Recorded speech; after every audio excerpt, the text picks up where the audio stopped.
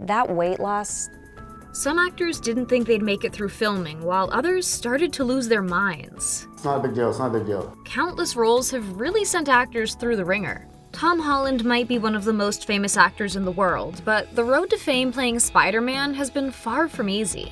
With all the stress he's experienced, the actor started having issues sleeping that became full-blown sleep paralysis, which just happens to coincide with paparazzi nightmares. Lady Gaga didn't just play Patrizia Reggiani while she was filming.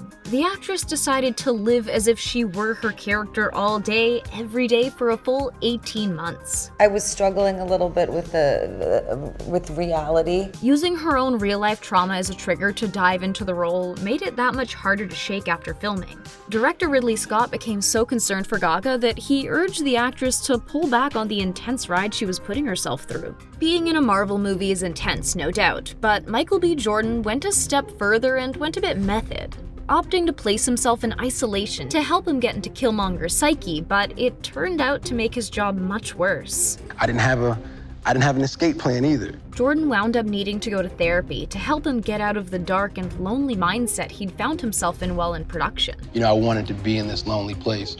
Starring opposite Jared Leto in Suicide Squad was rough, but it was an even more traumatizing experience for Leto himself. Disappearing going into that rabbit hole was something I never expected. With just about 10 minutes worth of screen time in Suicide Squad, Jared Leto went all in, and the repercussions of his intense approach lasted. He even felt a period of detachment, feeling the whole process was like giving birth out of his prick hole. Everybody gets to sit in the chair. He's creepy, yet still somehow charming on screen, and as much as Joe messes with the minds of his love interests, it was Penn Badgley who was struggling on set. I struggled greatly with the conflict of playing such a guy and him being partly so likable. The dark mind of Joe was really rough on Badgley's psyche. Well, I don't think that redemption for him is possible. We thought playing Harley Quinn opposite Jared Leto was rough, but Robbie actually had it much worse playing Tonya Harding in I, Tonya. The actress felt like she was losing her mind as the line between her life and her characters became so blurred that she started experiencing real trauma, especially acting out the abusive relationship with her on-screen husband. The emotional trauma wasn't all, though. I did herniate a disc in my neck when I was... It wasn't just his body that struggled playing Arthur Fleck in Joker. Sometimes movies get intense because you're a lot of people in a small space. Joaquin Phoenix put his body through a rough time, losing 52 pounds, only to end up unable to shake the obsession around his weight, and only slipping deeper into his character's psyche. Just shut the up, dude. I'm trying to find something real. Even after the movie was done, Phoenix struggled to shake off the maddening role. Robert Pattinson is an actor, yes, but when it came to doing The Lighthouse, and a few other movies for that matter, he dabbled with some method acting, which could have been fine except for the fact that he made himself incredibly sick and as mad as the character he played. I mean, literally, I would have gone absolutely insane. Consuming mud and over-drinking were really hard on his body. No surprise there. The actor was regularly vomiting and fully blacked out during a number of scenes. He did meet his wife on the show, but Game of Thrones wound up being a real struggle for Kit Harrington. And I think it was directly to do with the nature of the show. And by the end of the series, Harrington felt a lot of pressure. His mental health went through the ringer, and he had to go to therapy while filming.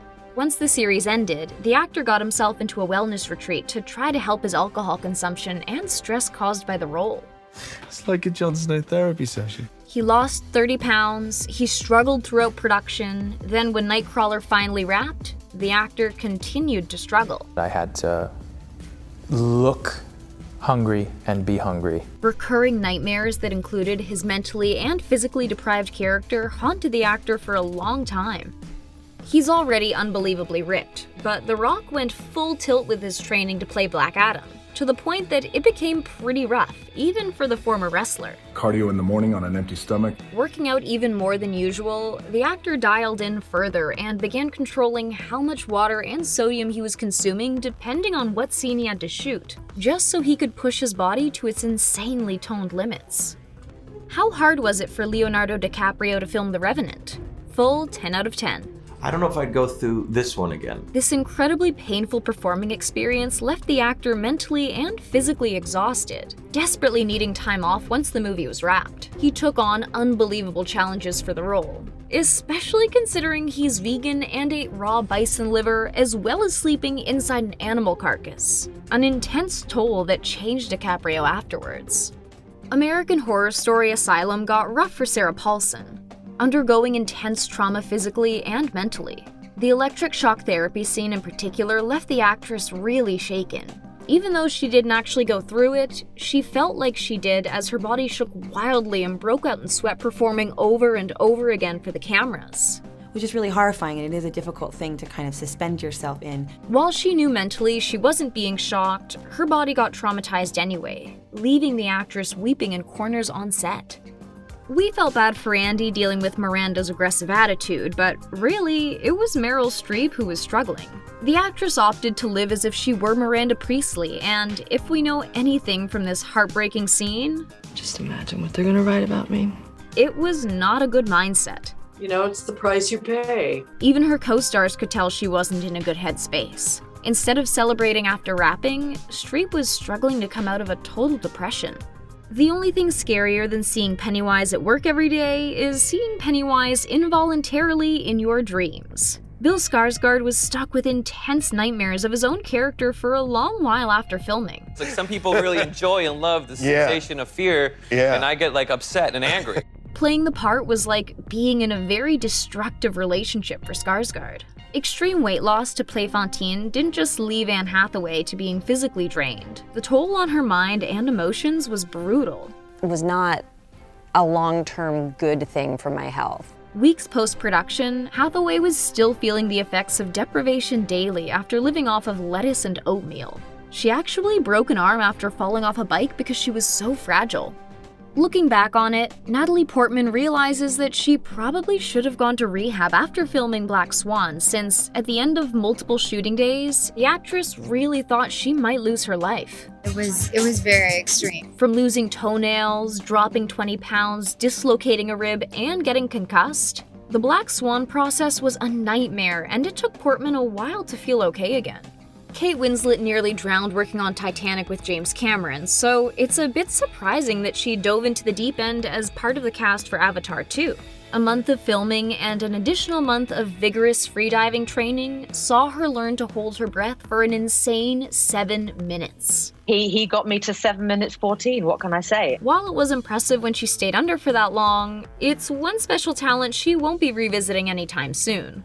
He pushed his body, losing an extreme amount of weight for filming The Machinist, and at just 124 pounds, he wound up needing to bulk up again to gain 100 pounds of muscle to play Batman. But binge-eating ice cream and pizza wasn't really the smartest route. The actor's body was in complete shock, and Bale was getting sick daily. Eating nothing but fruit for a job might seem great, but Ashton Kutcher didn't realize just how bad following Steve Jobs' fruitarian diet would be for his body. The performer wound up being sent to the hospital twice with pancreatitis because of the wacky diet. My pancreas levels were completely out of whack. All this trauma, stress, exhaustion, and anxiety from performing?